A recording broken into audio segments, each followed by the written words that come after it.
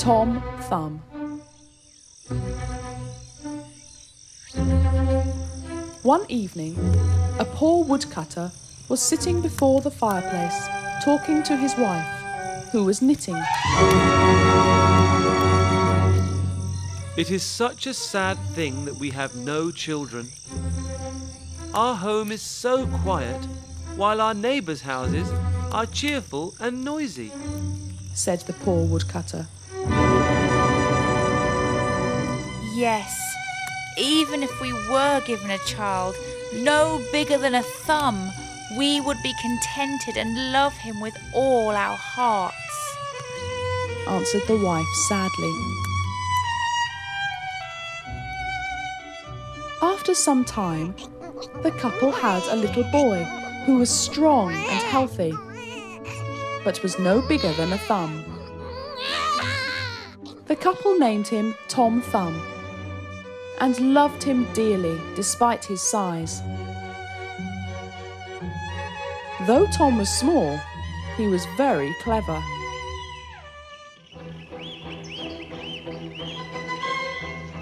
One day, while the woodcutter was preparing to go into the forest to cut wood, he said, "How I wish I had someone to bring the cart to me, so I can spend more time cutting wood to sell at the market."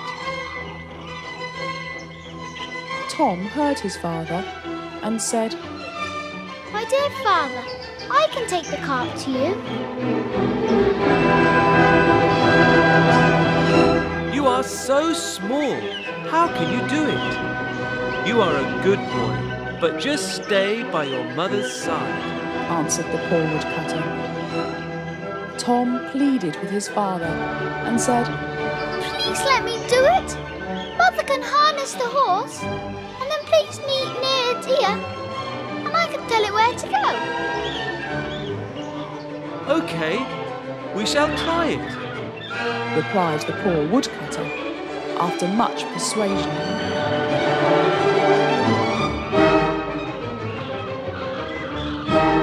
Some time after the woodcutter had left for work, Tom's mother harnessed the horse and put Tom near its ear. Tom shouted into the horse's ear, and it started to move in the direction he gave.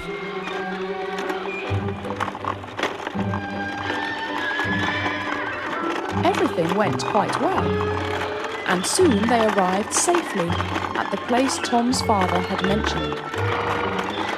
Father, see, I'm here with the cart," said Tom, as the woodcutter lifted him up happily and set him down on a straw mat.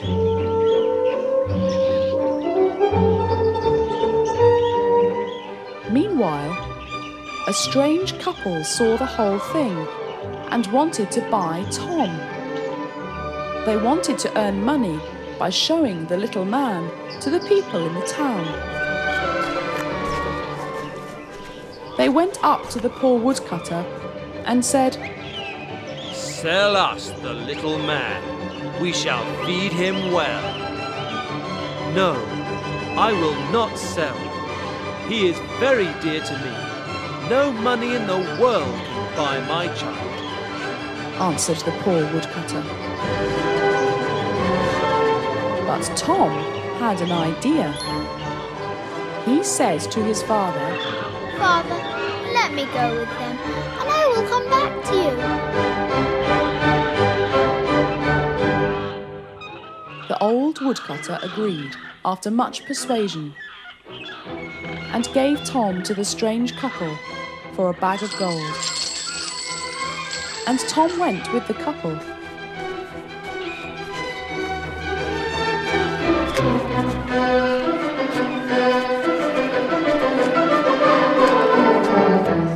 In the evening, Tom said to the couple, Put me down, I need to stretch myself." The man lifted him up and placed him on the ground by the side of the field.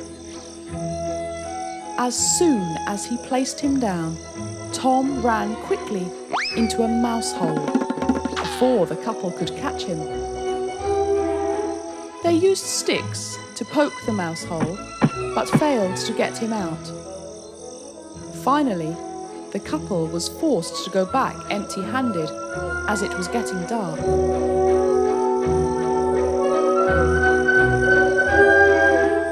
When they were gone, Tom crept out of his hiding place and set out to find his way home.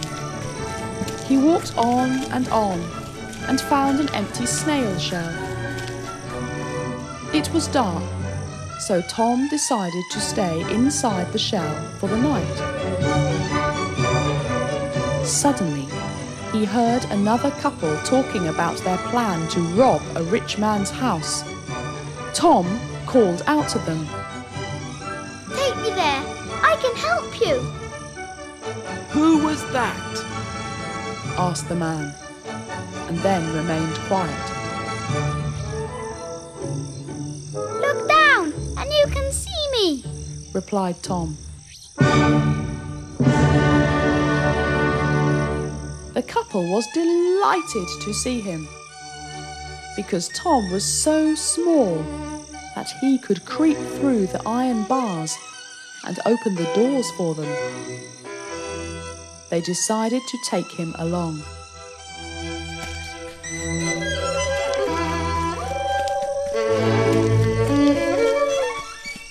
At the rich man's house, they put Tom through the iron bars.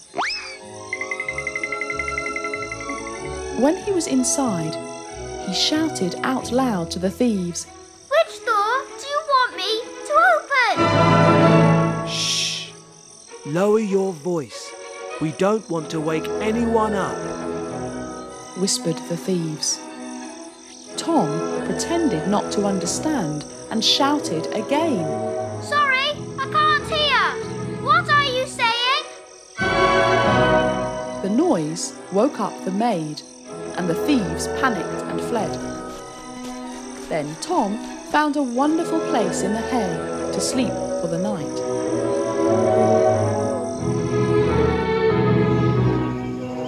In the morning, the maid got up and went to feed the cow. She piled up an armful of hay, not knowing that Tom was still asleep in that bundle, and gave it to the cow.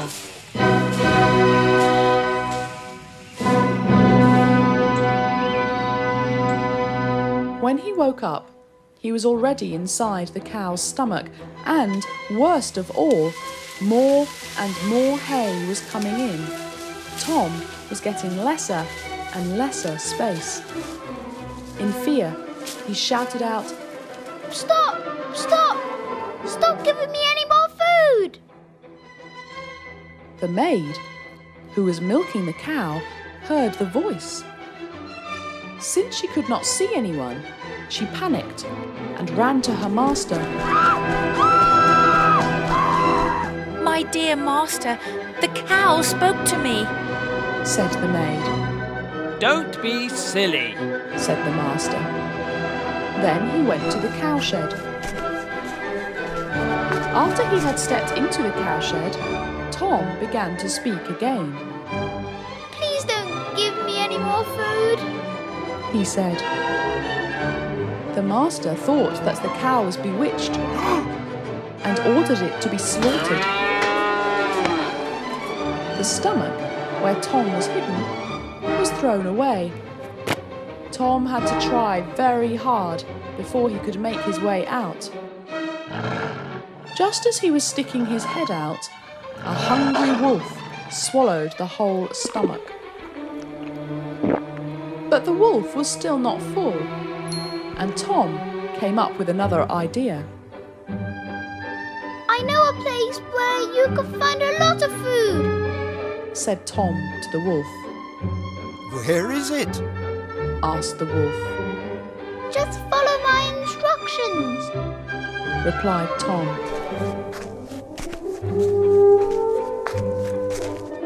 Tom led the wolf to his house and asked him to knock at the door.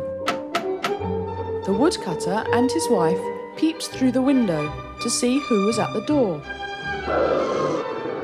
It's a wolf, said the woodcutter. "Do not open the door then," said the woodcutter's wife. When Tom heard their voices, he shouted, Father! Mother! It's me! Tom! Save me! I'm inside the wolf's stomach! It's Tom! Wait for us! We are coming to save you! shouted the woodcutter. You lied to me! Cried the wolf, and turned to leave. But before he could run away, the woodcutter took an axe and killed the wolf with one blow to its head.